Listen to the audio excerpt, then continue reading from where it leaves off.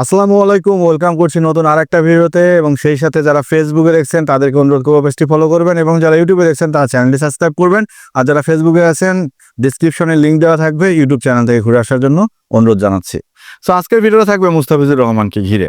আসলে আইপিএলে মুস্তাফিজুর রহমান ফুল সিজনের জন্য এনওসি পাবে কি পাবে না সেটা নিয়ে আলোচনা করবো আজকের ভিডিওতে। মুস্তাফিজুর রহমান একমাত্র প্রতিনিধি যিনি বাংলাদেশের হয়ে আইপিএলে বাংলাদেশকে লিড করে। সো বাংলাদেশের এটা একটা ভাগ্যেরই ব্যাপার, কারণ এতদিন আইপিএলে আমাদের সাকিব আল হাসান আমাদের প্রতিনিধি করতো, সেখানে এখন মুস্তাফিজুর রহমান সফল। আর আশা করি যদি মুস্তাফিজুর রহমান আইপিএল না খেলতো বা আইপিএলের দল না পেত, তাহলে বাংলাদেশের 90% দর্শকের আগ্রহের কেন্দ্রে কিন্তু আইপিএল থাকতো না। তো সেখানে মুস্তাফিজ যখন কলকাতায় চলে গেল, তখন দেখা গেল কলকাতাও একটা ভালো অ্যাডভান্টেজ পেল, বাংলাদেশ থেকে বিশাল একটা ফ্যান পেজ পাবে, এবং মুস্তাফিজুর রহমানের কারণে আমরাও কিন্তু কলকাতার সাপোর্টার অবশ্যই হয়ে যাব বা সাপোর্ট করব। কিন্তু মুস্তাফিজুর রহমানকে কি পুরা সিজনের জন্য বিসিবি এনওসি দিবে? এনওসির কোনো ঝামেলা হবে না তো? কারণ আমরা ইতিপূর্বে দেখছি তাসকিন আহমেদের ক্ষেত্রে এনওসির জটিলতার কারণে তাসকিন আইপিএল খেলতে পারে নাই। সাকিব আল হাসান তার নাম প্রত্যাহার করে ফেলছে আইপিএল থেকে। মুস্তাফিজুর রহমানকে জিম্বাবুয়ে সিরিজের জন্য হলো আইপিএল থেকে নিয়ে এসে ন্যাশনাল টিমে খেলা হয়েছে। তো এই জিনিসগুলো কিন্তু আমাদের কাছে লক্ষণীয় ছিল। তো এইবারও ভয়ের ব্যাপার আছে যে আমরা আসলে মুস্তাফিজুর রহমানকে ফুল সিজনের জন্য এনওসি দেয়া দেখবো কিনা। কারণ আমরা দেখি প্রত্যেকটা দেশের প্লেয়াররা যারা আইপিএল খেলা, কারণ আইপিএল হচ্ছে এই মুহূর্তে বিশ্বের সেরা টি-20 লিগ, যে লিগটা আমি মনে করি টি-20 ওয়ার্ল্ড কাপের থেকেও বিশাল কিছু আমার কাছে মনে হয়। এবং এই লিগ খেলার জন্য বিশ্বের প্রত্যেকটা প্লেয়ার অপেক্ষা করে, প্রত্যেকটা প্লেয়ারের আশা থাকে যে আমি আইপিএল খেলবো। তো সেই ক্ষেত্রে মুস্তাফিজুর রহমানকে আসলে বিসিবি এনওসি দেবে কি দেবে না, কারণটা হচ্ছে এই সময়টা বাংলাদেশে কিন্তু হোম সিরিজ নিউজিল্যান্ড আসবে। নিউজিল্যান্ডের সাথে যখন বাংলাদেশ খেলতে যাবে তখন বাংলাদেশ অবশ্যই চাইবে মুস্তাফিজুর রহমানকে খেলানোর। কারণটা হচ্ছে ওডিআই সিরিজ, মুস্তাফিজ যদি না খেলে ওডিআই বিশ্বকাপে খেলার জন্য র্যাঙ্কিং নিয়ে আমাদের একটা টানাপোড়েনের ব্যাপার আছে, তো সেদিকটাও খেয়াল করতে হবে।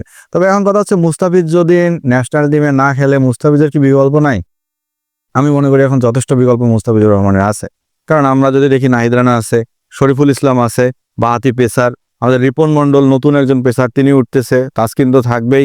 হ্যাঁ, অনেক প্লেয়ার আছে। আপনি যদি আবু হায়দার রনির কথা বলেন ডোমেস্টিকে, তিনি কিন্তু এখন ব্যাটিং বোলিং দুইটাই করতে পারে। তো সব দিক থেকে মুস্তাফিজুর রহমানকে যদি ছাড়পত্র বিসিবি দেয় আমার মনে হয় খারাপ হবে না। অন্যদিকে নিউজিল্যান্ডের যে টিমটা বাংলাদেশে খেলতে আসবে, খেয়াল করে দেখবেন তারা কিন্তু অবশ্যই বি ক্যাটাগরির একটা টিম পাঠাবে।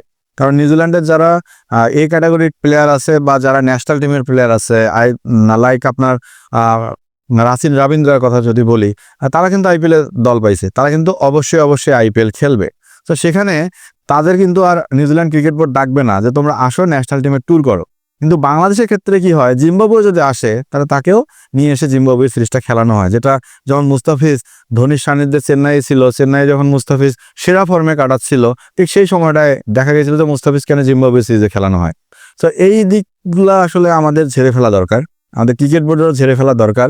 কারণ আমাদের ক্রিকেটাররা এনওসি জটিলতার কারণে, আমি মনে করি এনওসি জটিলতার কারণে শুধুমাত্র আইপিএল এ দল পায় না, এবং আইপিএল এর ফ্রাঞ্চাইজ যারা আছে তারা বাংলাদেশি ক্রিকেটারদের নিতে চায় না।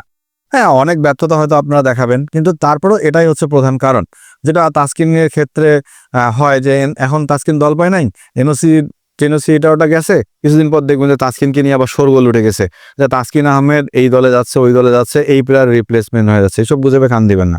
আর মুস্তাফিজুর রহমানকে যদি ফুল সিজনের জন্য এনওসি দেয় তাহলে আমি মনে করবো বাংলাদেশ ক্রিকেটের লাভ। কারণ একটা প্লেয়ার সবসময় শুধু খেলা দিয়েই না, একটা দেশের ক্রিকেটের ব্র্যান্ডিংটাও কিন্তু মুস্তাফিজুর রহমান করতে পারবে। কারণ আইপিএল এর মতো লিগ যখন একটা প্লেয়ার খেলে তখন বাংলাদেশের প্রতিনিধি হিসেবে খেলে।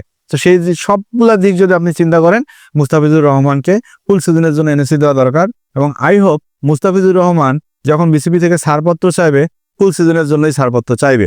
কারণ ইন্ডিয়ার মাটিতে যে আইপিএলটা হবে সেটা কিন্তু ওয়ার্ল্ড কাপের পরে, টি-20 ওয়ার্ল্ড কাপের পরে। যদি টি-20 ওয়ার্ল্ড কাপের আগে হইতো সেটা এক ব্যাপার, টি-20 ওয়ার্ল্ড কাপের পরে যেহেতু সেটা আর এক ব্যাপার। এই কারণে মুস্তাফিজকে ফুল সিজনের জন্য এনওসি দেওয়ার পক্ষে হয়তো বিসিবি থাকবে। দেখার বিষয় বিসিবি এখন কোন সিদ্ধান্তে যায়।